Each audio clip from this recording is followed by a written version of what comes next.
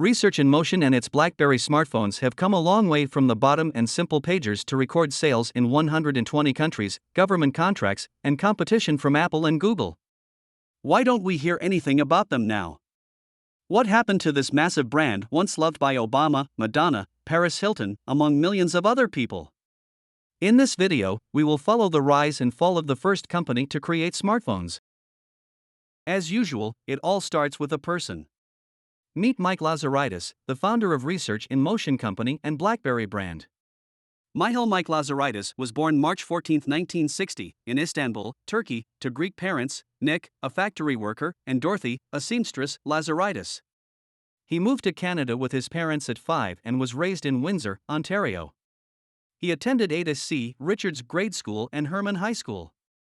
As a child, Lazaridis loved science. At 12, he won an award from the Windsor Public Library for reading every book in its science collection. In high school, he balanced his coursework between science class and shop, as he recognized the value of learning theory while at the same time learning through tinkering. But little he knew that in 1999 he would be the one to create a behemoth company, Research in Motion, and be the person behind the first generation of smartphones the way we know them now. And definitely, he could not think of this behemoth company collapsing so quickly in the face of innovation and competition. So, this is the first story in the new series of our videos that describe the failures of big brands that nobody expected at the time. Lazaridis was a student at the University of Waterloo. At that time, to pay for his studies, he was fixing household appliances and, at the same time, developing his own inventions. At 23, he won a competition to develop a LED system for General Motors and received $600,000 for his work. With this money, he decided to drop out of school and, along with his friend Mike Barnstein, opened the company Research in Motion. The office of the newly formed company was located in Waterloo, near Toronto in Canada, on one of the upper floors of the shopping center. In 1990, one of the Canadian companies was looking for technology to read data from the film. Then Lazaridis' company released a device for reading barcodes along the edges of the film called DigiSync, which later became very popular. This was truly a new idea and a major advancement in film production. The RIM DigiSync meant that work that used to take a film editor 2 days now required only 20 minutes.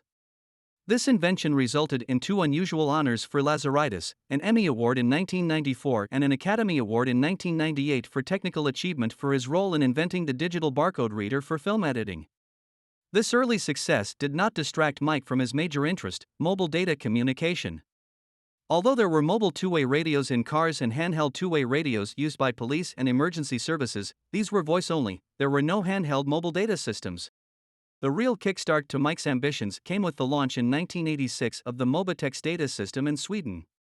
Developed by Sweden Telecom, it was the first open-access mobile data network. Mike immediately saw the possibilities of this network since he had been dreaming and working on similar ideas. RIM became involved writing software for Mobitex, which led to the development of various wireless data devices such as the first ever wireless point-of-sale terminals. Working with Mobitex gave Mike an early entry into the world of wireless data transmission and consequently went on to introduce the most innovative range of mobile communication products. Already in 1996, Research in Motion released the first mobile device, the interactive RIM Pager 900, which worked with U.S. carriers. Its uniqueness was in two-way communication, meaning you can not only receive but also send messages wirelessly. In 1997, the next model appeared, an even more compact Pager 950, introduced as Interactive Pager 950. This model allowed you to send voice messages and faxes. The 950 pager could also work with email, as it could connect to the internet. There were 2 editions, the Exchange Edition and the Internet Edition, both identical in hardware and differing only in the provided software. The Exchange Edition could connect to corporate email mailboxes running on Microsoft Exchange, while the Internet Edition could access general Internet mailboxes only. The Interactive 950 had a battery life of 1 month from a single AA battery and provided straightforward access to messaging and email using a trackwheel that allowed users to scroll through messages and access the menu. In the same year, the line of devices was renamed BlackBerry. Research in Motion decided to market these devices under a new brand. The task to develop the new brand was commissioned to Lexicon Branding Incorporated, known for developing the Pentium and Zune brands. Since corporate text communication at that time was a rather complicated process, RIM wanted to associate its devices with lightness and carefreeness instead of the still complex and tedious set of messages. The BlackBerry logo simultaneously resembled the device's appearance, black with small rounded QWERTY keyboard buttons resembling a multi-drupe fruit. It successfully combined the chosen berry theme while maintaining a connection with corporate production, black. In addition, the stylization of the name with two capital Bs constituted an alliteration and also resembled a BlackBerry and a set of buttons depicted on its logo. In 1999, the company launched a secure email service. To market its devices, it gave away gadgets for free to famous people, police officers, firefighters, emergency workers, and Wall Street brokers, from ordinary employees to executives. The BlackBerry 957 Proton, the first RIM phone with the familiar QWERTY keyboard, was released in 2000. With this model, the conquest of the mobile device market begins. Demand is getting so huge that the company can barely keep up with the release of new gadgets. The tragedy of the Twin Towers on September 11, 2001, suddenly turned into another advertising platform for the company. Mobile networks in New York and Washington stopped working that day, and emergency personnel and people inside and outside buildings could only communicate through BlackBerry devices that worked on their own data transfer protocol. Reliable communications, a secure network connection, always secure access to email, and printing speed attracted the U.S. government. In the same year, RIM receives an order from Washington for 3,000 devices. Gradually, the company grows. In 2004, the BlackBerry 7210 appeared with a color display and Bluetooth. Already in 2005, the company employed over 20,000 people and was valued at $80 billion. In 2006, the BlackBerry Pearl appeared, their first smartphone with a camera and the features we are used to. Still, RIM continued to focus mainly on technical stuffing, battery life, and a comfortable keyboard. Everything went well. Sales in 120 countries continued to grow, with about 10 million users. The BlackBerry grew swiftly in popularity during the early 2000s and, by 2005, had become highly popular and influential in North America. It then gained the nickname Crackberry due to its seemingly addictive nature. As of 2006, some of BlackBerry's main competitors included offerings from Motorola, namely Motorola Q, Palm Incorporated, the iPac and other Pocket PCs, and Nokia, namely Nokia E61. However, BlackBerry was unstoppable, quickly growing and taking market share from its competition. To your phones right now, that's But why. I just, a BlackBerry, it's my heart and soul. Like, I love it. I'll never get rid of it. BlackBerry devices have big-name fans like Madonna, Jay-Z, and Obama. During his election campaign in 2007 to 2008, U.S. President Barack Obama constantly used BlackBerry. During this time, the communicator became an integral part of the politician's image. The American media discussed that after taking office, Obama would have to give up his favorite device according to a special law, according to which the President of the United States is not allowed to have personal correspondence and means of communication. But later, he still managed to keep his BlackBerry for himself, as a loophole was found in the Constitution, the essence of which is that personal correspondence cannot be used in legal proceedings against the head of the country. With the astonishing growth in sales, Research in Motion stock price went parabolic, growing as much as 7,000% from the price of $2 in 2003 up to $140 in 2008. Yeah. I'm sure a lot of application will be written for the business world. Do you think that RIM should be worried, and what is the message for them? Well, you should go ask them. I have no idea what they... What is the message that you're sending them?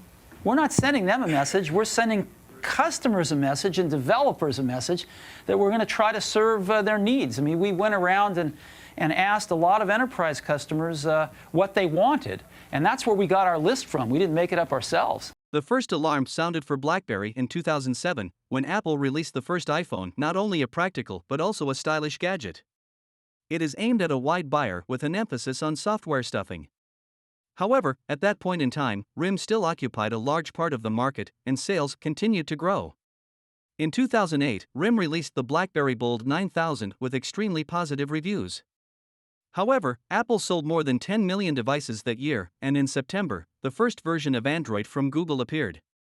Compared to its competition, the number of applications and the interface of the new BlackBerry in 2008 already started to look outdated. As of 2009, RIM still held 56% of the American smartphone market. While the iPhone quickly became popular after its launch, RIM remained the market leader and was growing, with sales tripling between 2007 and 2009.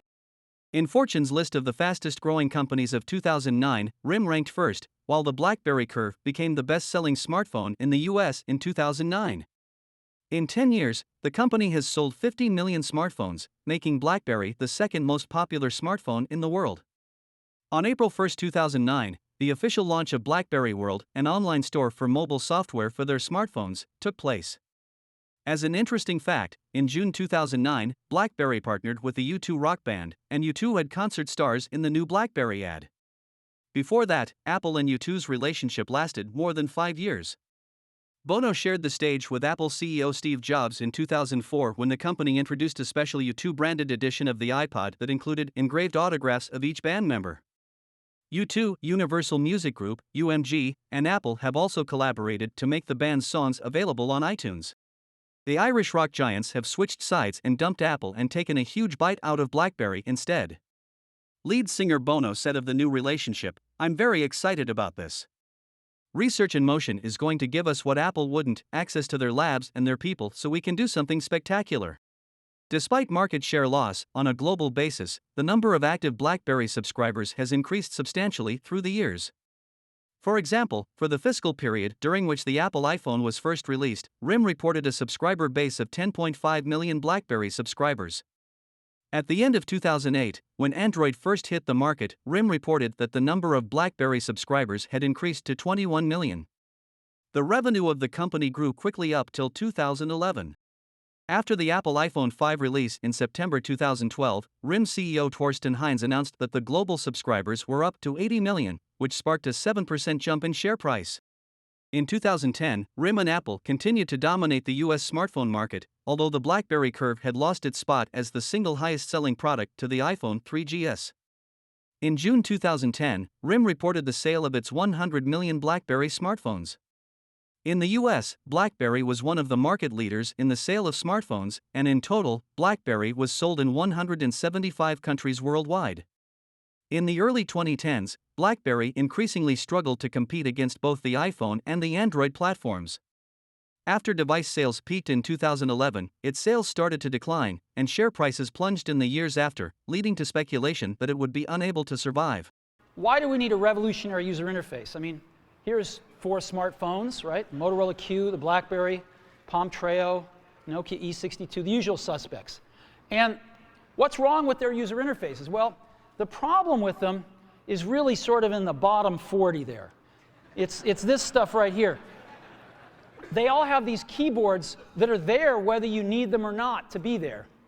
Research in Motion conducted research across its users that showed that since the launch of the iPhone, people started to prefer a touchscreen versus a physical QWERTY keyboard that occupied the bottom half of the phone and limited the screen size.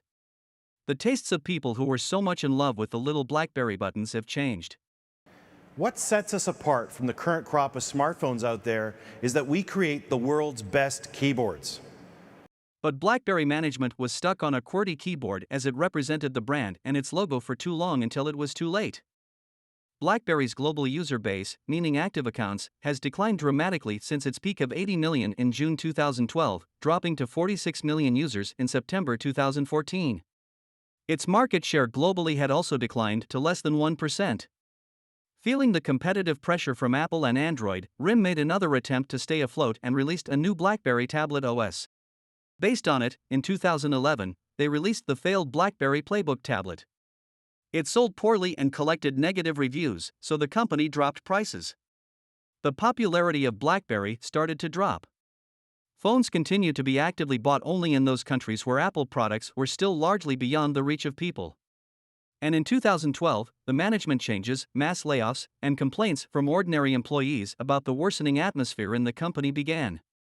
In January 2012, due to criticism from investors, Mike Lazaridis was removed from the post of Chief Executive Officer. He was appointed Vice Chairman of the Board of Directors and head of the Innovation Committee. Company CEO appointed Chief Operating Officer Torsten Heinz. The second founder of the company, Jim Balsillie, remained on the board of directors but lost his operational powers. In March 2012, Jim Balsillie stepped down from the board of directors. On January 30, 2013, Research in Motion gave a big presentation introducing a new operating system, BlackBerry 10. Its development and the release of smartphones on it are delayed due to incipient losses and staff cuts. Nevertheless, the first smartphones using BlackBerry 10, BlackBerry Z10, touted as an iPhone killer, and BlackBerry Q10 were released in 2013. In addition, the company announced a renaming. Now it is called BlackBerry, like its world-famous brand. Neither releasing new phones nor rebranding can save the situation. Sales are falling. On September 20, 2013, it became known about the reduction of 4,500 employees of the company, which is approximately 40% of the total number of employees. BlackBerry reported a $4.4 billion loss in its third quarter 2013. BlackBerry's revenue fell 24% versus the previous quarter and 56% year-on-year. This was primarily due to poor sales of the new Z10 smartphone, which went on sale in January 2013. In addition, the line of smartphones of the company was reduced from 6 to 4. As an extreme option, the possibility of selling the company was considered. In November 2014, the company entered a strategic partnership with Samsung Electronics. The partnership aimed to promote Galaxy smartphones running the Android operating system with Samsung Knox security enhancements and BlackBerry Enterprise Server middleware for managing mobile devices in corporate environments. In mid-2015, the company profited for the first time in several years.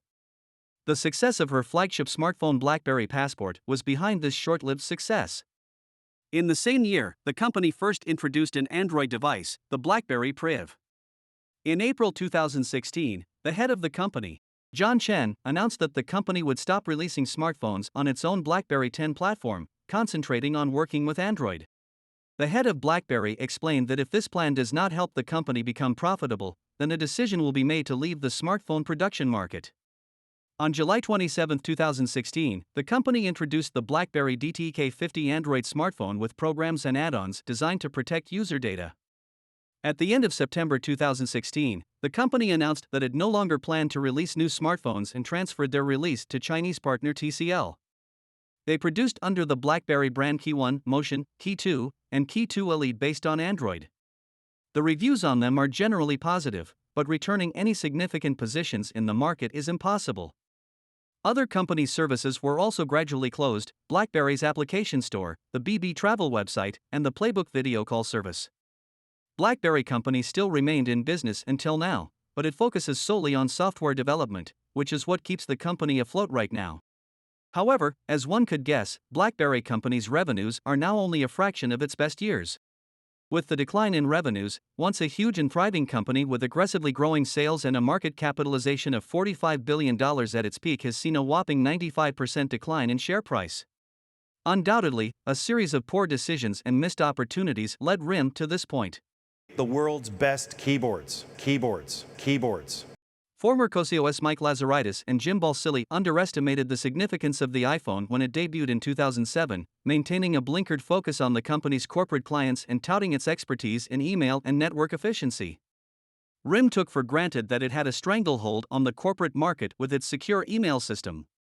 At the same time, RIM fell behind in features that mattered to the much larger consumer market, such as an elegant operating system, web browsing capabilities, and a wide variety of applications to download. What they failed to recognize is the appeal of the huge app stores from both Apple and Android, while BlackBerry World came 2 years too late and had too few apps. Also, BlackBerry was sticking to its QWERTY keyboard that consumers loved in the past. But they failed to realize that consumer preferences have changed, with people starting to prefer touchscreen to phones with smaller screens when half of the phone is taken by a physical keyboard, leaving less display space. The decision to switch to a touchscreen again came too late.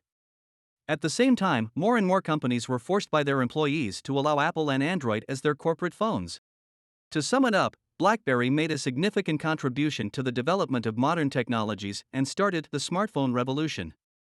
But it failed to innovate quickly enough and lacked the agility and flexibility to battle the competition that came after the new big market of smartphones. As such, BlackBerry remains an important part of history, but there is practically no chance of its return. Tell us in the comments if you owned a Crackberry, as BlackBerry was nicknamed. How did you like it? As for this video, we are done for today. Please rate our video, and if you liked it, don't forget to subscribe. We will be back with our inspiring stories about the successes and failures of other big brands and the people that stand behind them.